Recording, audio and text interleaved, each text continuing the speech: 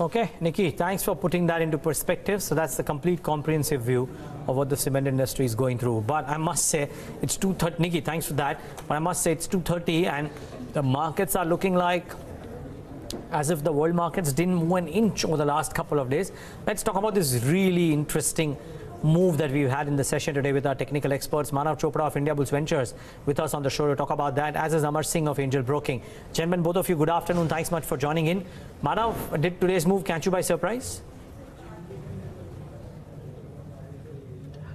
Actually, we had also earlier mentioned a couple of times the lower support of 10,550 and 600 would be the levels where one can still look for some positive reversal if it happens. So, at the end of the day, the kind of price patterns we've witnessed over here, it clearly indicates that on the lower side, the cushion for the markets would be near the 10,550 and the upside, the hurdles would be at 10,900.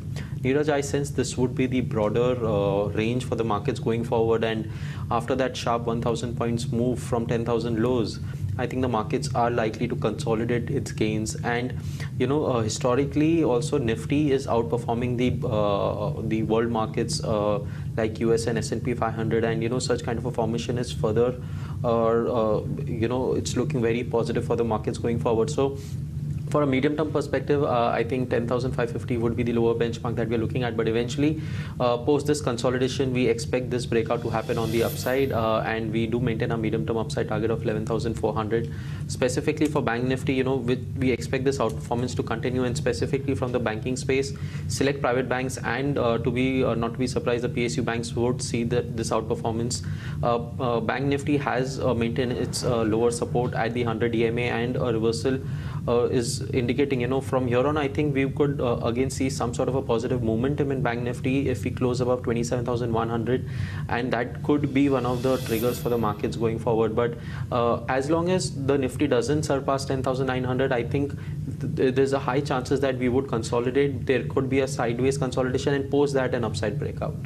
All right, and as we speak, the Nifty trades at day's highs comfortably above the 10,700 mark, at around 10,730 to be precise. Amar, good afternoon to you as well. This expiry is turning out to be something that we didn't really expect, especially given the kind of global cues. How are you reading these levels, especially when it comes to the Nifty and perhaps the Bank Nifty? And how are you placing your bets here? Yeah, I would say that looking at Nifty, if you look at the Nifty chart, daily chart, we've seen a false breakout happening on 19th of December, when the earlier peak that was made on 3rd of December of 10,941, that was taken out.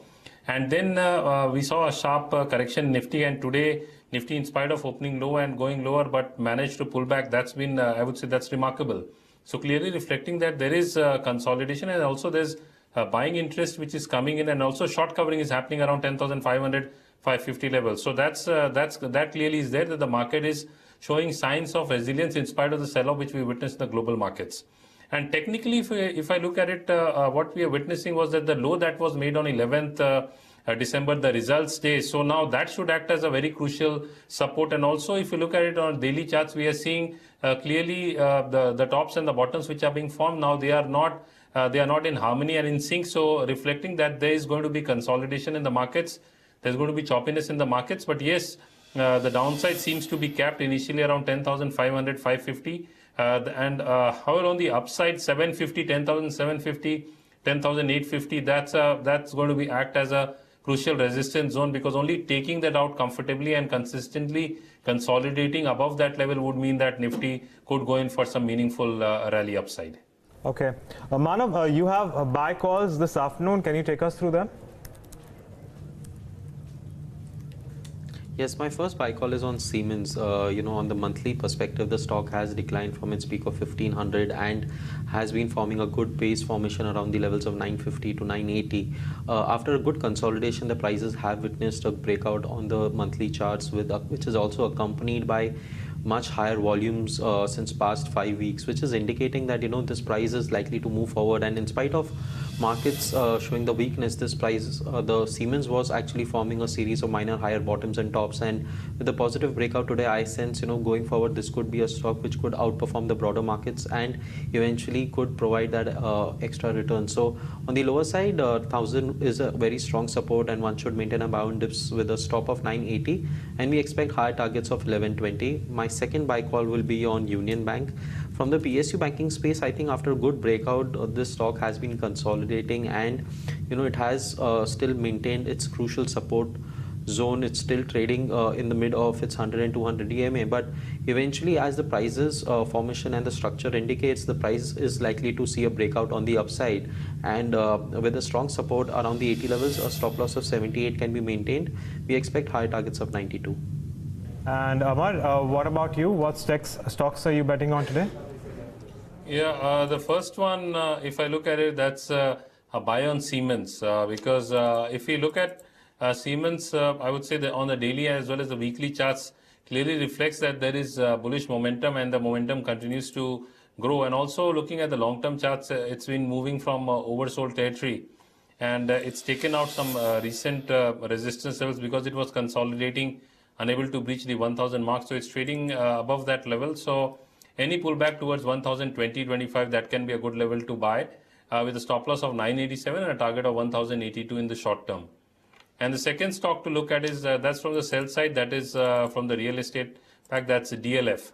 What we are witnessing in DLF is again trading, choppy trading sessions, and even on the long-term charts, the stock has very strong resistance at higher levels. On the daily charts also, it's not very strong. I would say technically it's clearly displaying bearish divergence on the daily charts as well. So DLF, if one can look at going short any rally towards 177, 178. Currently it's trading around 177 levels. So one can short around these levels with a stop loss of 184.4 and a target of 165 on the downside. If I can just slip in one question before we get to Sharad Dubey for the buzzing stocks. And Manav, the trend that you've seen in, say, a Jubilant FoodWorks today or an Avenue Supermarts today, recoveries from the lows after getting beaten down the last couple of days? Exactly. In fact, Jubilant FoodWorks, its earlier lows, Neeraj, was around 1160 levels, and today the prices did breach those levels briefly, but it has recovered from that. So eventually, I sense Jubilant FoodWorks is going to see a sideways move, but someone who only wants to initiate for a very short-term perspective, maybe for a day or two, can look to re-enter even at current levels. It has a limited risk on the downside, but eventually with the mean reversion, I think the stock could see a short-term rally towards the levels of 260. The broader near-term trend is going to be positive to sideways for Jubilant FoodWorks. For DMart specifically, it has been in a very good uptrend, and the kind of price decline that has witnessed recently, it has entered to its crucial support juncture, and as long as the 1500 level holds, I sense the price would again move towards its previous peak of 1700. So you still have a very good risk reward ratio into the play. And one thing specific about DMart is whenever the prices have actually tested its oversold zone, it has been very sensitive, and eventually we've seen a very good run up for into the stock. So if I have to choose one, I will definitely go for the DMart. Okay, well, on that note, let's get in Sharad Dubey, who is, as usual, standing by to give us the buzzing stocks of the day. Sharad, good afternoon. What do you have for us? Good afternoon, Agam. The first stock I've picked up is Vadilal Industries, which is down by almost 9%, falling for the fourth straight trading session and its lowest in a month. This is based on the news that in the company's limited review report, is saying that the audit committee and the board of directors have not been able to conclude on certain matters. Apart from this, Heritage Foods is up by almost 2%, which is rising on the second straight day. This is based on the news that India has extended its ban on import of milk and milk products from China. The ban has been extended for around 4 odd months. The third stock, Agam, we have picked up is Shree Cement, which is up by almost 2%. It's snapping its 2-day losing streak. This is based on the news that the company has fully commissioned its integrated plant at Gulbarga in Karnataka. Well, basically, this plant will have a capacity of around 3 million tons per annum. So these are the three stocks, Agam. Back to you. Right, Sharad, thanks for joining us and taking us through those buzzing stocks for the day. But on that note, I'm going to get in a fundamental voice here. We have Avinash Gorakshakar of Joinder Capital, who's joining us in the studio now. Avinash, good afternoon, and thanks for taking the time out. Let me just ask you about your view about what's really happening right now in our markets. We've seen a clear upturn, and the Indian markets are clearly ignoring what's happening globally. My sense is, I think, clearly what has happened today is quite surprising, because the second half has seen a very smart bounce. Hopefully, I would believe that, if Agam, the global markets stabilize, I think you could see a kind of a small recovery ahead of the FNO expiry tomorrow. But overall, I think the Indian markets definitely have positive headwinds in terms of a softer crude price, harder rupee. And I think these are factors which are definitely going to impact earnings quite positively. The markets will definitely follow global cues at least till the month end, and I think as January approaches, you could see then activity moving around the corporate earnings season, which starts off from the first week of Jan. So I think overall, I would believe that this kind of market would remain range bound, I think, tomorrow ahead of the expiry. But nevertheless, there could be a lot of stock specific opportunities where I would believe that FY19 and FY20 could be a lot better for corporates, hopefully if crude stabilizes at the current odd levels. Right. So let's talk about a few sectors, engineering particularly, because that has been buzzing, and I believe you have a buy on Varroc Engineering. Can you tell us a little more about that? In fact, Agam, Varroc Engineering is largely a auto component play. It's not a pure engineering company. Pardon me. But I think what sounds interesting, it's the sixth largest player globally in global lighting systems. Generates about 60% of its revenue from the US and the European markets, and has about 25 to 30% coming from the Indian market. So I think from a peak of 1,100 rupees, the stock is corrected by almost 45% odd. And this is a quality play. I think enjoys EBITDA margins of almost 8-9%, and clearly with the kind of growth momentum seen in the passenger car, two-wheeler space, and the new kind of order wins, I would not be surprised that around 650, 660 the stock could possibly make a bottom, and this could be a good value buy at these levels. In fact, the OFS was done at around 960 odd level. So I think investors who have actually invested in June are seeing the erosion of their capital by almost 50% in just few months. So this is definitely a quality play, and we have been recommending our clients to actually accumulate this stock on every decline. Okay, and not a target really, but do you reckon that the quantum of upsides could be northwards of 25-30% or maybe more? I think we are looking at a target price, Neeraj, of at least 930, 950, because I think this clearly. Is 1 year? I think in the next 12 to 18 months, because the stock trades at about 15 times FY19. We are looking at beyond FY19. FY20 would be a lot better, considering that they've got order wins from both Hero Motor and TVS, which would be incremental order wins for them. Okay, so that's the one on Varroc Engineering. That's an idea from Avinash Gorakshakar. We'll take in one more idea from him in a few minutes from now. But as we speak, the Nifty Bank is up and roaring. It's up about 230 odd points, and a lot of mid-cap stocks have gained some bit of traction in the last 30 to 45 minutes of trade. I think just want to highlight them and maybe get a fundamental view on some of those, if not all. So Brigade Enterprises, the management that we spoke to, is now up 10%, 9.7%. It's gained quite meaningfully, I think, post the interview. So 227 and counting. Watch out for this one. The other one is Supreme Industries, which has had a big move today, and a large portion of the move happening in the last 30 to 45 minutes. So again, a bump up that has come in on that one. Last but not the least, Astral Poly, which has gained a little bit of ground as well in the last few minutes of trade. Actually, Avinash, this southern-based real estate companies, Brigade Enterprises and Motilal Oswal speaking about the lease model being much higher. The management saying that the revenue upticks would be much higher than what the 5-6% that MOSL is factoring in. The Prestige Estates also has gained a little bit in the last few minutes of trade. What's happening with these companies? Would you buy them? I think, Neeraj, as far as Brigade Enterprises is concerned, I think the model is fairly unique. I think the lease model, and clearly the kind of numbers which are likely to come out clearly dispel the fact that there is any slowdown in the Bangalore market. In fact, Brigade is a large player there. I would believe that investors who want to actually take a concentrated bet on some select smaller kind of real estate companies could definitely see a better risk reward. I think the larger players could possibly be haggled with a lot of debt and lower return on capital ratios, but Brigade definitely definitely should be a shade better. So clearly somebody who's looking at a pure investment bet, and that too from a medium term angle, definitely the stock should do well. 231, look at that move. It's up 11.5% now as we speak. Should get a trade call going as well, Amar. Brigade Enterprises, and frankly, a big portion of the move coming in after management reiterating the numbers and actually saying that the numbers would be much higher than what the report originally envisaged.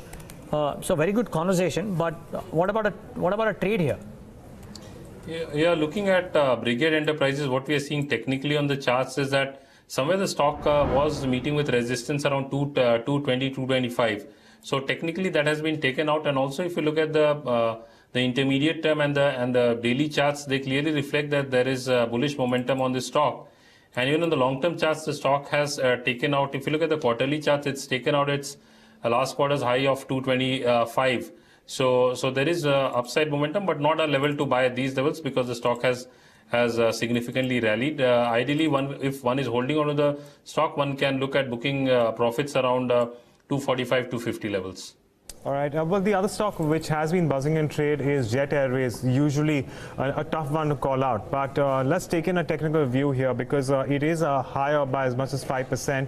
What it has also seen is some amount of consolidation within a range. But Manav, how would you go about Jet Airways? And if not Jet Airways, if I were to compare that with Interglobe Aviation, how would you approach both these companies? See, if you're looking purely on for a short-term trading momentum, I think keeping that picture in play, I think Indigo still has a better and much safe structure compared to Jet Airways for a simple reason that Indigo has come out of its medium-term trend reversal, and it has been continuously being in an uptrend, forming a series of high tops and bottoms. Currently, the risk reward for Indigo is not favorable. I suggest in case if there is a short-term pause or a consolidation and a dip towards the levels of 1100 could be a right level to enter at the lower levels. Maybe that, and for a medium term perspective, I think one should target Indigo towards the levels of 1250 eventually. Jet Airways has given a breakout today on the intraday charts, but one should only initiate long position with a strict stop loss for a simple reason. The stock has been witnessing a lot of volatile movement, and on the lower side 255 should be a strict stop loss, but eventually only playing for a short term bet, I think the upside target could be close to the levels of 285. Rocking and counting. It's really good going really for the likes of Jet Airways too in the session today. So good moves all round for companies. Avinash, the other stock or the other company that you are looking to invest money in is RITES. Now what's the rationale here? In fact, Neeraj, the rationale here is clearly we like the business model. It's not a very asset-intensive model, and most of the money. For the viewers, what would RITES be doing, and what do you like about the business model? No, RITES is basically a railway infrastructure play, and which provides largely consultancy services to the railway and infrastructure sectors. Roughly 65% of their business comes from the consultancy business, and the remaining 35 to 40% comes from turnkey projects, again catering to the large infrastructure kind of pieces of the economy. If you look at the business model for FY18, the management has clearly hinted that 65 to 70% of the order book, which is currently about 4,500 odd crores, is going to be coming from the consultancy income. And consultancy, mind you, makes a EBITDA margin of close to about 40 to 45%. Very asset light and highly, accretive in terms of return on capital employed. If you look at the first half performance, Neeraj, also the breakup is quite positive in favor of the consultancy income. We've seen consultancy share roughly about 62 to 63%, and the turnkey business contributing to the half. So our sense is that over the next 2 years, with the order book of close to about 4,500 crores, and an EBITDA margin of close to about 35, 36%. We've already seen an earnings of close to about 90 to 20 rupees on a full year basis for FY19, and typically, most of the companies which actually generate ROE and a return on capital employed in excess of 20 to 22%, we could see, valuation multiples expanding gradually. In fact, on a 200 crore equity, the company has already generated a profit of 210 crores. Our sense is that the second half, the management is hopeful that a lot of L1 consultancy projects also could fructify. And typically, since the asset addition to the balance sheet is not going to be large, unlike a NBCC or maybe an Ircon, where EBITDA margins are just about 8-9%, and where a lot of money gets stuck up in working capital. This is a debt-free company with a very solid working capital cycle. So our sense is, if somebody can hold on for the next 12 to 18 months, one could definitely expect a price of around 400 plus odd. Okay. Avinash, of course, milk is in focus because of certain extension of imports from China. It really hasn't impacted stocks too much. But when it comes to something like a Parag Milk Foods or Prabhat Dairy, or for that Heritage Foods, they've come off quite substantially from the year's highs right now. While lower milk prices should have been an advantage for them and their margins, that uppo hasn't really paid out yet. So how are you positioned on this sector? And if you do like the sector, which one would you prefer? Which of these stocks would you prefer? No, Agam, I think this rule which has been come is actually extended for a period of 4 months. So after 4 months, one really does not know what's going to be the status from the government on the Chinese imports of milk. But if one were to look at the cash conversion cycle of most of these players, I think it has been quite elongated. In fact, Parag Milk has a very large extended cash conversion cycle. And I think overall within the given space, obviously this import blockage is definitely going to impact players positively. So here one could possibly look at a stock like, say, Prabhat Dairy and then probably Parag Dairy.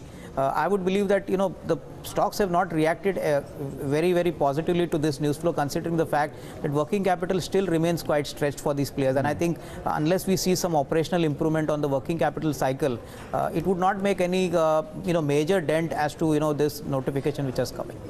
Okay, well, that's as far as your milk sector is concerned, but let's pull up some of your OMCs, and I want to see how IOC, BPCL, HPCL are doing, because despite the fact that we've seen that sharp fall in crude, today is one day where the impact on OMCs has not been so pronounced. In fact, Indian oil is trending marginally in the red. So let's find out and perhaps take a look at technicals, and maybe that could tell us a different story. So Amar, let me come to you on, you could pick up any of these three stocks, but they're largely not seeing too much traction. What's going on here? Are you reading trends on all three of them, or even just if you could just give us some levels to watch out on one of them? Looking at IUC, what we are seeing is that the stock did manage to rally from almost 127 levels and then around to 143, and again it has corrected to currently trade around 134-35 levels. So on the daily charts, what we are seeing is clear consolidation, and as you rightly said that the stock is more or less trading sideways.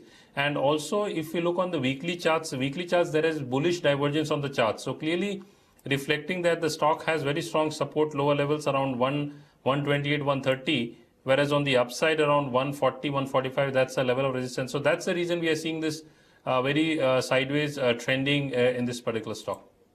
Okay, and along with that, let's also pull up something like a Reliance Industries, because we're getting a bunch of queries on that one, and what can be done here on charts.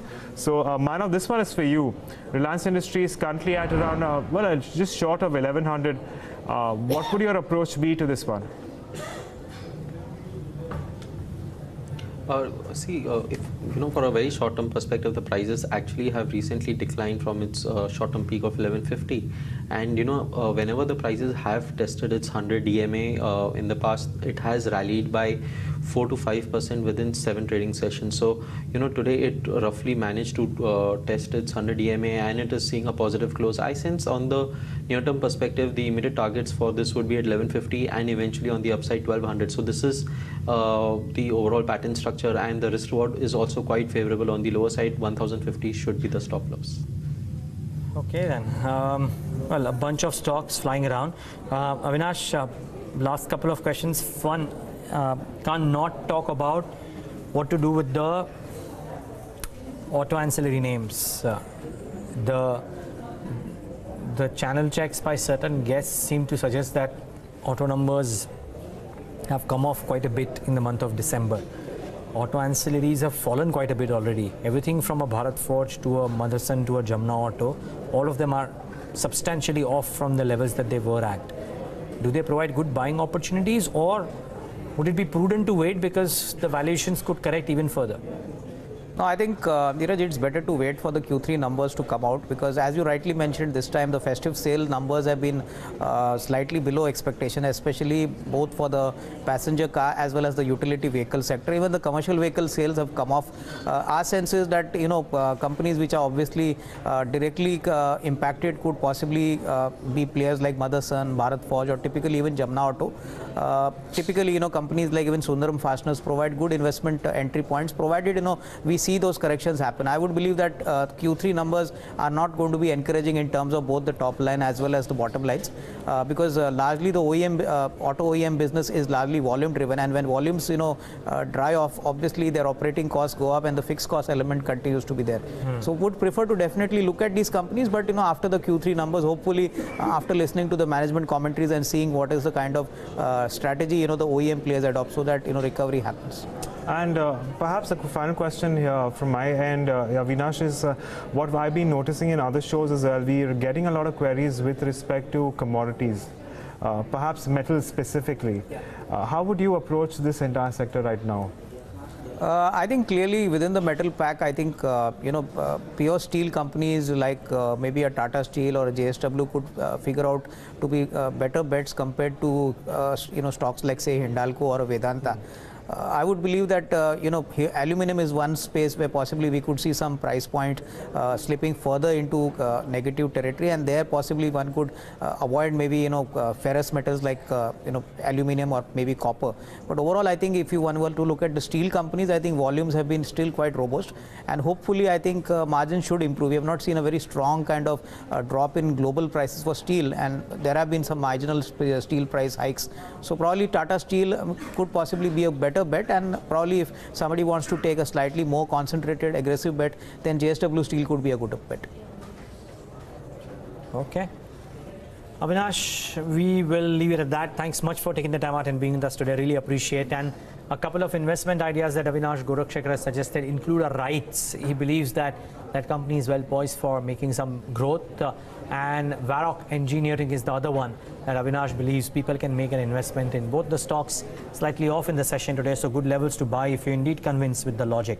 Before we take that break though, I just want to quick check on the HDFC twins, because both of them are I think the top contributors. If you just bring up the contributors list, I think you'll see HDFC and HDFC Bank at the top of the pile, then a Reliance, then a Larsen and Toubro. So no surprise out there that these two stocks are doing what they're doing. At the other end, of course, is Agam Space, which is IT, but banks and financials and the HDFC twins certainly doing well.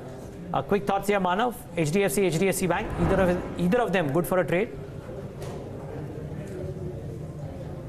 Absolutely. In fact, looking at the charts of HDFC Bank, the prices have actually also closed above its recent gap pattern, and today the prices are also forming a strong bullish engulfing. So if I have to pick one, I'll go with HDFC Bank, because the volumes are also confirming the same and the overall trend remains bullish. Eventually, the kind of a consolidation that it is coming out of, it is likely to see a breakout from its recent swing high of 2160, but eventually the one should maintain upside target of at least 2200 to 2250. Lower side can look to buy on dips. 2080 could be the short-term stop loss on the immediate basis. HDFC Bank overall, I sense, could see a short-term range bound movement. It has stiff resistance at 1985 on the upside. So unless we don't break that, I don't see any good positive follow-up coming in HDFC Limited. So one should look for buying HDFC Bank for momentum pick. Okay, well, on that note, we're going to slip into a short break, but don't go anywhere, because on the other side, we have the Fab 4 stocks of the day, as well as the dealing room check at 3:15 to tell you about what the dealing rooms are recommending to their clients. So stay tuned in, lots more lined up.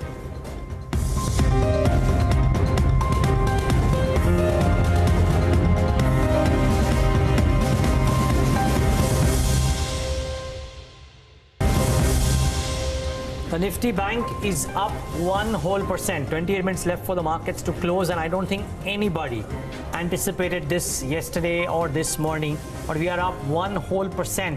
Almost 27,000 for the Nifty Bank, trading at the highest point of the day, and that's leading the Sensex and the Nifty higher too.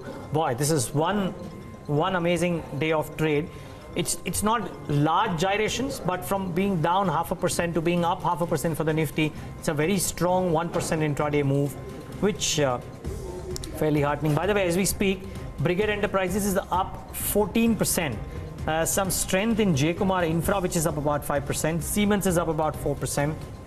So a clutch of those names are doing rather well for themselves in the session today. But let me not steal the thunder from Yash, because maybe some of these stocks are finding mention in that list as well. Let's try and find out what's made it to Yash Upadhyay's list of the Fab 4 stocks of the day. Yash, good afternoon. Good afternoon, Neeraj. You almost got 50% of my list right. So sorry. We'll start with Brigade Enterprises, and as you mentioned, it's up 14% after that Motilal Oswal report, wherein they have initiated coverage on the stock. Now they have assigned a buy rating and have set a target price of 282 rupees, which indicates a potential upside of close to 37%. That apart, Nagarjuna Fertilizers is up 11 odd percent after the company came out with an exchange notification saying that it is in the process of a long-term debt resolution with its lenders. That apart, it has also restarted the production of urea at one of its plants in Andhra Pradesh. Jet Airways is up 5%, tracking the weakness in crude oil prices. We had the Brent crude falling more than 6% on Monday, and that is aiding the aviation stocks. And Seimens, as you mentioned, is up 4% as well, gaining for a second consecutive day. Volumes are more than double the 20-day average. Back to you. Okay, thanks a lot for that, Avinash. Just a couple of queries that I do want to take. Some of them have come in on our social media feed as well. Amar Singh, one of the queries is the bank nifty levels that one can expect for tomorrow's expiry. Looking at the move today, what are the levels that you would keep in mind? I would say that looking at Bank Nifty on the daily charts and the way the Bank Nifty has rallied today, I would say the level to watch out for tomorrow is 27,250, 300 on the upside, because that's a crucial zone of resistance. Whereas on the downside, I would say somewhere around 26,700, 650, 700. That's a range that we could see Nifty trading in with a positive bias. If Nifty sustains above 27,050 levels, then it could witness a 250, 300 point rally. Okay. Oh. Well, on that note, let's also bring in Ajay Srivastav of Dimensions Corporate Finance on his outlook for 2019. Bloomberg Quint spoke to him earlier, and this is what he had to say about the Indian markets going forward. Listen in.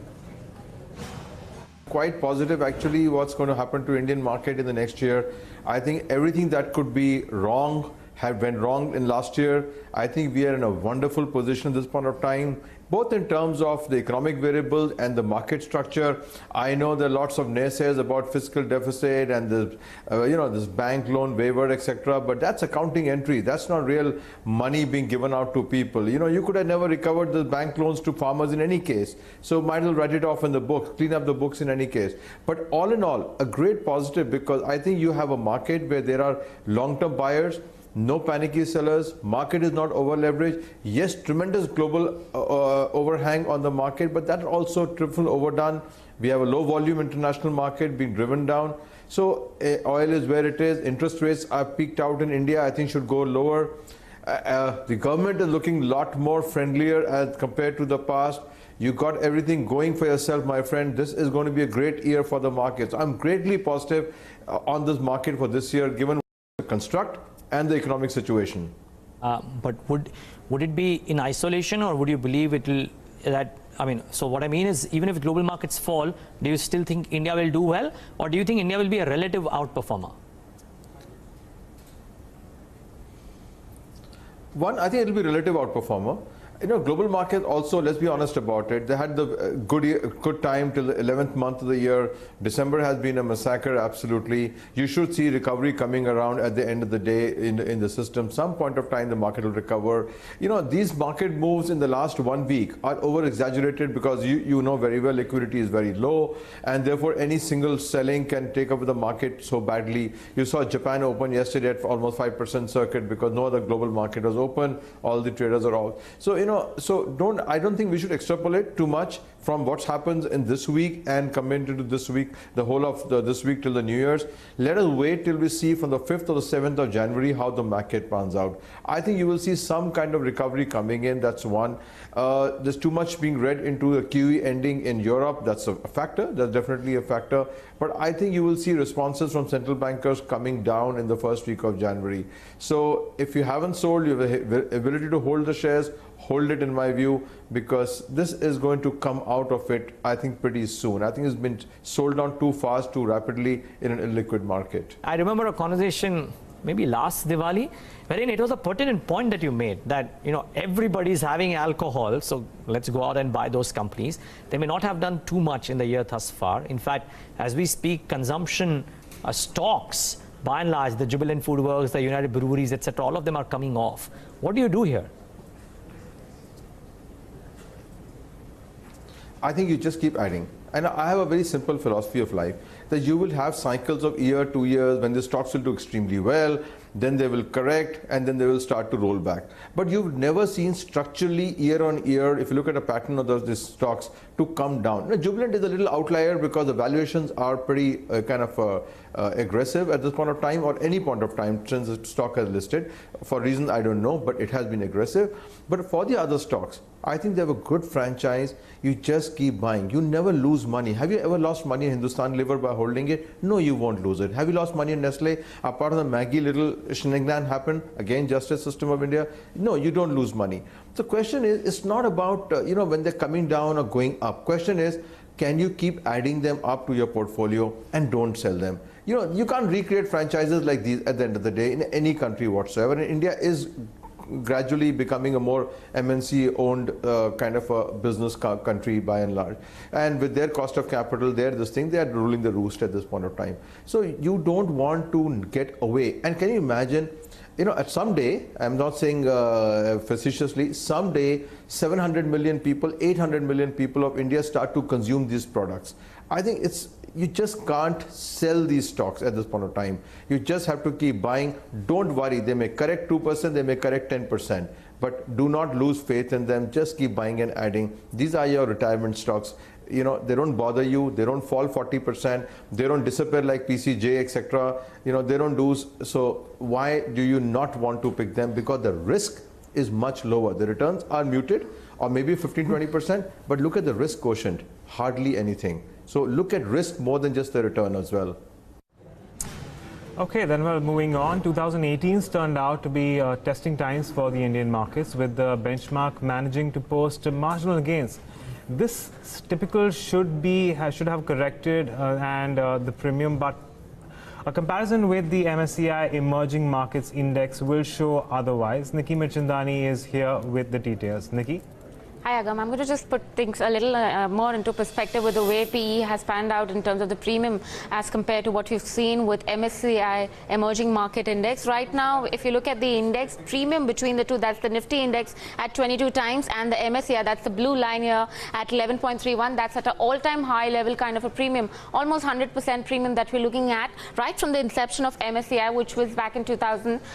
So clearly, it is only during this 2001-2002 period that we've seen MSCI trading above Nifty. It's always Nifty which has commanded premium as compared to MSCI Emerging Market Index. And if you look at this line graph, you would notice from 2010 onwards, the premium has actually started widening up, or rather has started doubling up from the levels that we'd seen earlier. What goes behind this and what does this imply? We spoke to Deven Choksi, who suggested that the expectation of 15 to 20% corporate earning growth for India for the next financial year, as combined with the expectation that the doubling of market capitalization from the current levels to a tune of around $3 to $5 trillion in the next 5 to 10 years definitely place India in a better attractive position as compared to the rest of its peers. Apart from that, however, he suggested that one can expect the premium now to be in a relatively corrected mode, at least till the time of 6 months, to the global issues like the trade war, crude prices, and also the European growth economy have been addressed for that matter. We'll watch out, Nikki. Thanks for that. Let's see what reversions happen and how do they happen. But for now, I don't think the market is in any mood to revert to anything, because it's just staging and staying put at this 0.5% uptick. Just that stocks are changing their fortunes. Bharti Airtel now is the top gainer on the index, 4.32% higher. Z Entertainment 4.18% higher. So some strong moves really across some heavyweights, and they are trading at the highest point of the day. Bajaj Finserv is back to 6,400 odd levels. Ultratech is back about a couple of percentage points higher. So strong moves really coming in for a bunch of these names. Siddharth Sedani of Anand Rathi with us on the show. Siddharth, good having you. Thanks so much for joining in. Some short covering led moves, I agree. But let's talk about a couple wherein the valuations are a lot more reasonable than what they were otherwise. Z Entertainment, is this a dead cat bounce because the stock was too oversold, or do you reckon that there could be more in store? Would you be fundamentally a buyer in Z?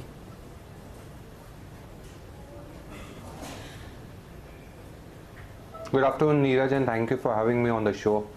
Well, Z Entertainment, in terms of the historical performances as well as the results which it has been posting and beating hands down the other peers in terms of ad revenue growth or subscription growth for that matter, looks quite strong fundamentally. Of course, the news flows which we have been hearing about, that management is looking out to come out or sell some part of a stake in the company just to go more digital, just to strengthen the arms of the company in the digital arena.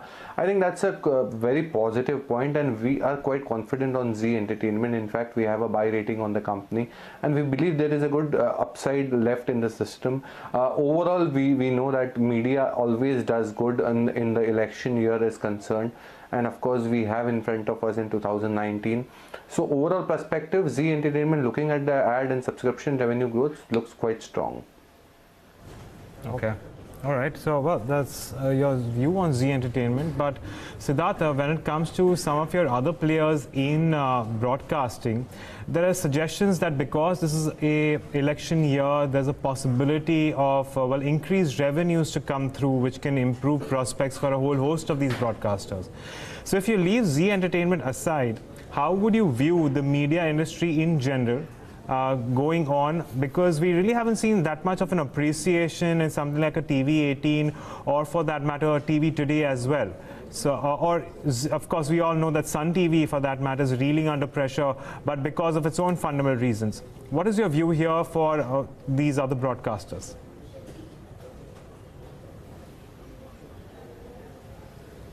See, majorly we are overweight on Z Entertainment. Having said that, apart from that, if I talk about any other media, I think print media looks quite interesting. Some of the online on-air medias like radio and all that looks quite reasonably good.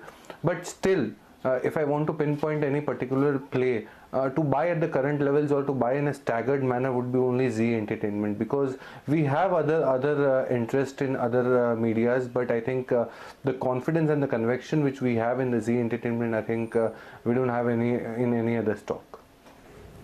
Okay.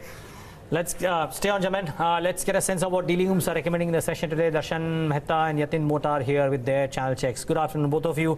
Darshan, let's start with you first. Good afternoon, Neeraj. I think the cement pack today has managed to do well over the past few days. There was selling pressure that was going on. I think this is what Yatin is going to speak on. So, yeah. Seimens, of course, the future and option trend does suggest that, a buy today, sell tomorrow kind of a strategy could be possible here, and dealers do expect this stock to do well. In fact, Seimens is one stock which has risen from levels of 900 to almost 1050 today. So in a otherwise weak market, stocks like Seimens are doing well. Apart from Seimens, do watch out for Nalco.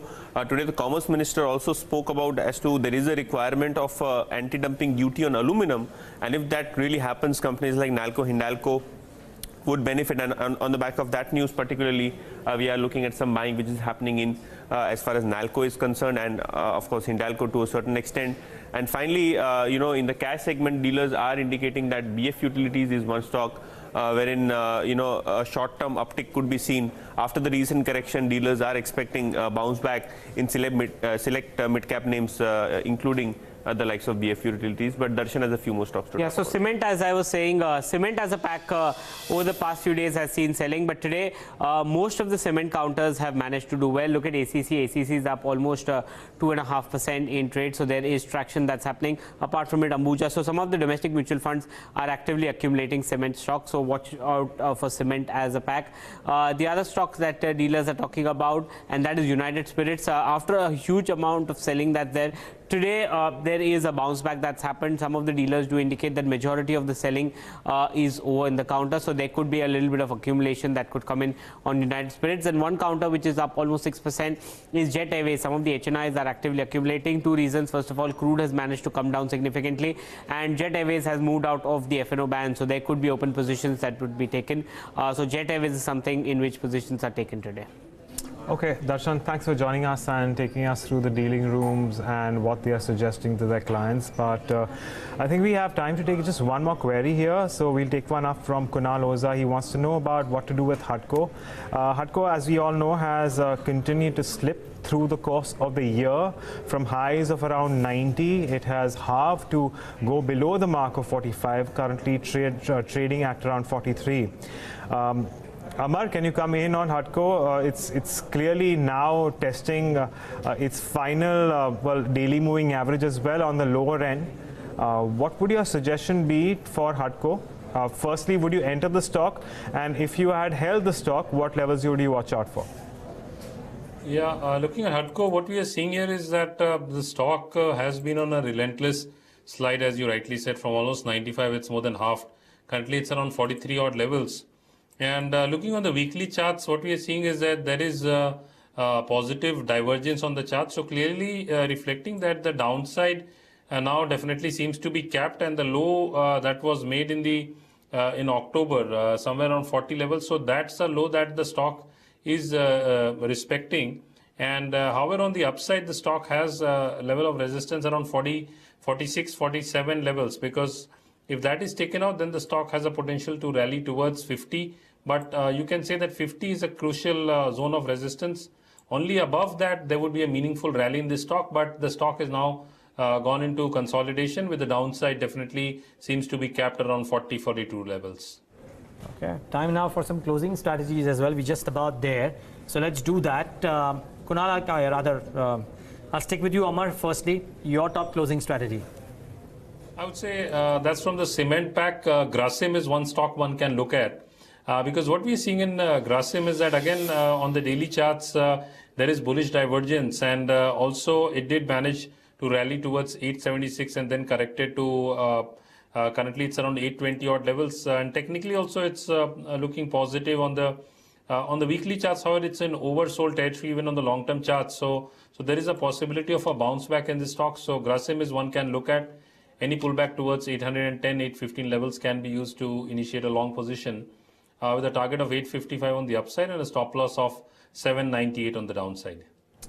Okay, and Manav, how about you? Your closing strategies for the day? See, at the current levels, like I mentioned, PSU banks are showing some sort of a movement, and Bank of Baroda has witnessed a good breakout on the intraday charts, specifically after a consolidation of 4 trading sessions, and the volumes are also indicating that this momentum is likely to continue on the upside. So a stop of 115 on the lower side for an upside target of 125. Okay, well, steady set of names that are revving up. J Kumar Infra has gained a little bit in the last few minutes. Jet Airways has gained even more. It's now at 270. So good showing there. And I think the Adani Group stocks have done reasonably okay today. For a change, Adani Ports is doing better than Adani Enterprises, which is also in the green, by the way. But Adani Ports, 4.5% higher, trading at the highest point of the day. Enterprises just about 1.5%, but a big move or a slight move in the last few minutes of trade here. You want to come in out here, Manav? Adani Ports, maybe? Yes, in fact, the prices has seen a very good break today on the intraday basis after testing its 200 DMA. And overall, after a good sharp rally that we witnessed from its lows of 300, there was no price correction witnessed. In fact, the prices were consolidating above its crucial support juncture. And in such a scenario, usually we see this price breakout on the upside, and the momentum is taken forward. So definitely it's more or less a buy on dips approach. The lower support for this stock would be at 370, but eventually I think one can target the stock towards the levels of 430 to 440 in a medium term perspective. This should ideally not be traded for a very short term perspective, but someone who can have a view of at least 3 to 6 months can actually make 15 to 20%. Okay. let's wait and watch if that happens or no. Some other queries that have come in. Actually, Siddharth, while bunch of people asking about what to do with the metal names and in particular HEG and Graphite India. Any thoughts here?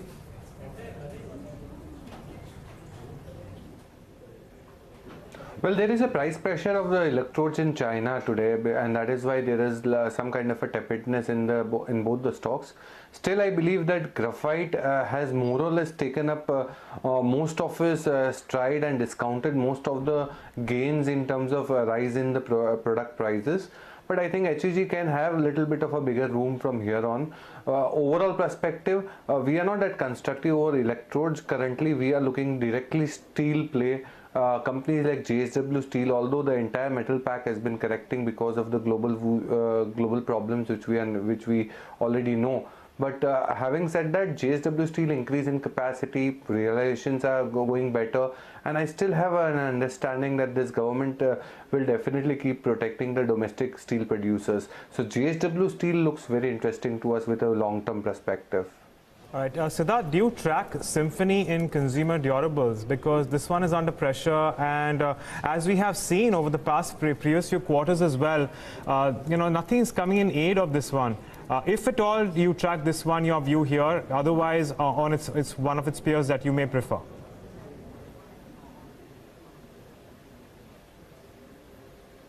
Well, we don't track Symphony, and as we know that December quarter would be a seasonally weak quarter for the company overall basis.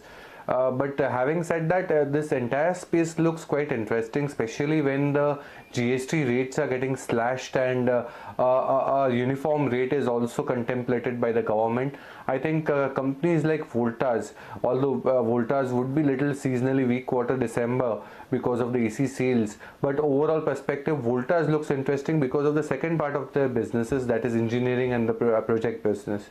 I think engineering and project business has seen a lot of good turnaround of late, and we believe that coming quarters would be quite strong, because let's not forget that project businesses have a Q3 and Q4 which is strongest amongst the other quarters. So Voltas, we believe that some kind of a sentiment play will be playing out because of the GST reduction, so on and so forth, and engineering business would be doing good. So Voltas looks interesting with a target of 680. Okay. We'll let you go on that note. Siddharth Sidani, thank you so much for taking the time out and being with us. Appreciate your time. Look at Vadilal. There has been an intraday move. It was down and it's now up about 6% in trade. So interesting move out there. Nagarjuna Fertilizers has been a stock that's been, well, gaining for most part of the trading day today. It's a tiny tune, but nevertheless has gained a little bit in the session. Some other stocks include, well, after a really long time, I'm seeing a slightly positive move on Deccan Gold Mines. So that stock seems to have gained a little bit. If you can pull up Deccan Gold Mines, I think it's moved up a bit. Yeah, 2.5% up in trade at about 30 odd rupees. So 2 or 3 names that have done reasonably okay for themselves. Just before we start wrapping up the markets, the top Nifty losers, we have spoken about the gainers at length today. What about the losers? And Amar, what would you do with a TCS or an Infosys? Yeah, looking at TCS, what we are seeing is that TCS has been on a, I would say, some mild correction, because the stock was unable to trade above the 2020 odd mark. Currently, it's around 1900 odd levels. So technically, the long-term trend remains positive, but what we've seen is the sharp appreciation of the rupee is also somewhat impacting these particular stocks. And looking at TCS on a weekly chart, we are seeing that it is in for consolidation. Because the downside, if you look at TCS around 1840, 1850, that's a zone of support. But again, on the upside, seems to be capped around 2000, 2020 level. So it's more or less a flat trade for TCS, at least for a couple of days. I think if I have time to just take one more question, which is IT related, and Mindtree, which is showing strength today after seeing a lot of consolidation over the previous few days. Manav, what would you do with Mindtree now, towards the long or the short? Actually, looking at the overall formation, I would recommend to avoid this stock for a simple reason that the prices have been overall in a very sideways tried trading band. It's having a support close to the levels of 815 on the lower side with resistance at 870. So the prices are trading in the mid of its trading range. Until unless we don't see a break above 870, I don't recommend going long into the stock. Eventually this sideways consolidation is likely to continue, and any trading momentum would be only seen bullish above 870 levels on closing basis. Okay, Jamin, stay on. We'll just take in final thoughts from you, but here's how the markets are shutting shop. 10,741, about 0.75% in the green. Sensex about 223 points. The Nifty Bank about 1% higher. It's not been a bad day, I must say. And the close is actually looking even better with the Nifty Bank rock solid about 27,000. The mid-cap index, well, flattish. The small caps too flattish, but the larger BSE 500 index has not done too badly for itself. Agam will speak about all of that. Let me talk about the large caps first and see what's moving and what's not. Adani Ports about 4.5%. Z and Bharti have gained. FinServ has gained about 3%. The HDFC twins, the top contributors, have gained about a couple of percentage points apiece. What's not done well? Sun Pharma, some of the IT names like TCS and Infosys, and Eicher Motors has looked slightly wobbly, down about 0.75%. But Agam, what about the broader end of the spectrum? Well, Neeraj, I was just running back to actually take a look at the NSE 500 gainers against losers, and it so turns out that it's actually equal, at least as far as the NSE 500 is concerned. So your advance decline ratio has certainly improved over the last 1 hour, even as the Nifty advanced. But I'm going to start off with some of the losers, and GE T&D has been one of those stocks which has moved, and it's been, okay, so pardon me, the gainers, and it has gained as much as 7%. Adani Ports is the other one, which has also been up and about, and that has also been, seeing some amount of gains, again, closing at days highs. Hudson Agro, of course, while there is some marginal advantage, if at all, it is, well, that was also advancing, was currently at up as much as 0.1%. SpiceJet is the other one, in tandem with your Jet Airways as well as Interglobe Aviation, which is also trading higher by as much as 4%. Bandhan Bank is one where we get a lot of questions from. Of course, it has also been focused with respect to speculation in terms of mergers and acquisitions. That has also advanced in trade, up 4.5%. Symphony, on the other hand, has been really under pressure. It's down over 6%. It's actually likely to close down by as much as 6.5% now at around 1,075. So some pressure coming in there as well. 3M India is one stock that doesn't always figure on the highest gainers or the highest losers, but today it is losing out by as much as 5%. It actually started out with a considerable weakness, and it has since gained a little, and it's closing off days lows, but weakness all the same. Do remember, this is one of those companies where you have a substantial foreign holding. And finally, we have New India Assurance from the public sector space, which is also down by as much as 4%. So mixed cues coming in, and as I was suggesting just about a few moments ago, that the advance decline ratio has certainly improved, and that is something that we will likely see in the the National Stock Exchange advance decline ratio as well. Yeah, well, certainly a bit of a leg up, though the decline still over the advances, but no complaints, Agam, I guess.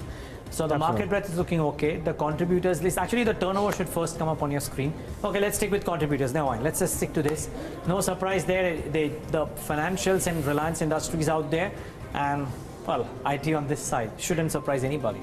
But I'm sure turnovers will have, seen a little bit of a pickup considering it is expiry. It's much higher than what we saw last Monday, at least as far as the F&O expiry is concerned. Now, this is something this is the number that, people should be looking forward to, not something which is sub 10 lakh crores, as we saw in case of Monday. And of course, the cash levels have also, cash trading has also looked elevated at this point in time.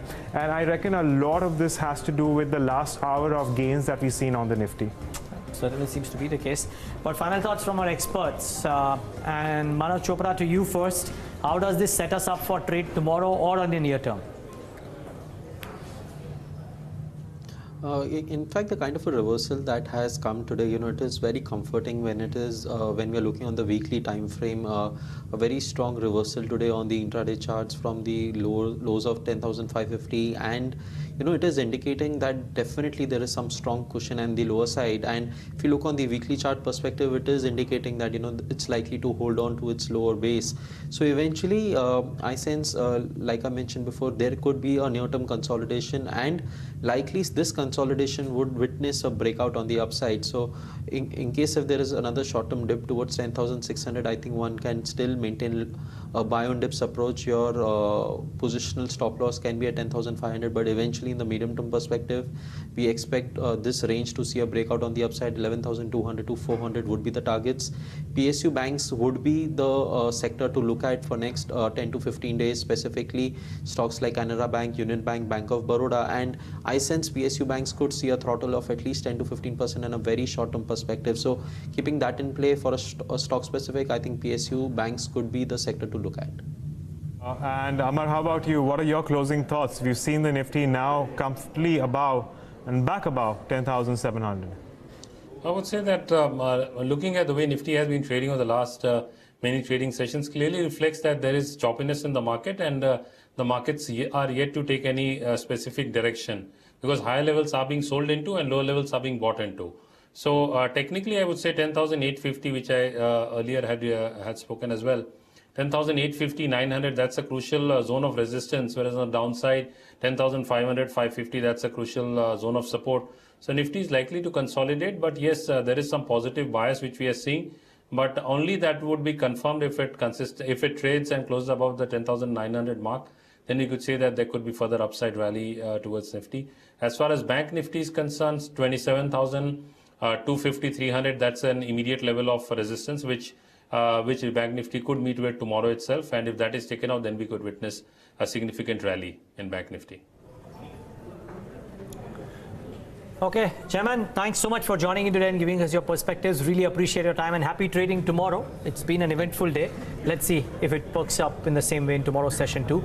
The world markets not looking as bad as they were looking on Monday as well as Tuesday. But with that, it's a wrap on this edition of Countdown, at least. Up ahead, the market wrap with Agam coming up, but we'll sum up the day's action for you.